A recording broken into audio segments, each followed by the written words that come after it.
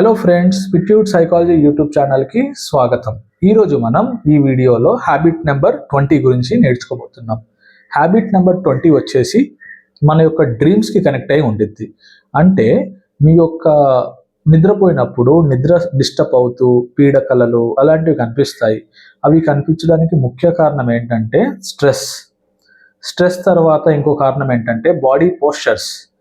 స్ట్రెస్ని మీరు ఎలా అధిగమించాలంటే సింపుల్. మీరు నిద్రపోయే ముందు ఏం చేస్తారంటే మీ యొక్క షోల్డర్స్ అండ్ నెక్ని లైట్గా మసాజ్ చేసి నిద్రపోండి. ఆయిల్ వేసుకొని కొద్దిగా స్ట్రెస్ని మసాజ్ చేసి హెడ్ అండ్ నెక్ తర్వాత షోల్డర్స్ వీటిని లైట్గా మసాజ్ చేసి తర్వాత వజ్రాసనంలో 2 నుంచి 5 నిమిషాలు కూర్చొని మెడిటేషన్ పోస్టర్లో కూర్చొని డీప్ బ్రీత్ 10 times 15 times తీసుకొని జస్ట్ రిలాక్స్గా పడుకోండి.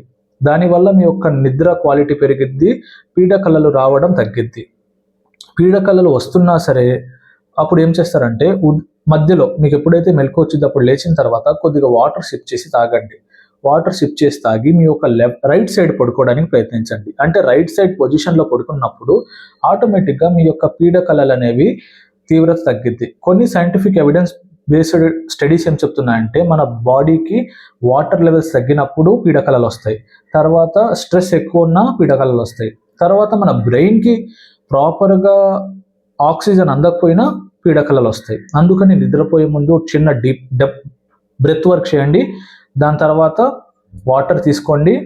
అది వాటర్ అంటే డైరెక్ట్ తాగొద్దు, సిప్ చేసి టీ కాఫీ తాగుతున్నట్టుగా సిప్ చేసి ఆస్వాదించి వాటర్ని తాగండి. అప్పుడు మీ యొక్క బ్రెయిన్ ఫంక్షన్ అనేది ప్రాపర్గా వర్క్ అవుతుంది.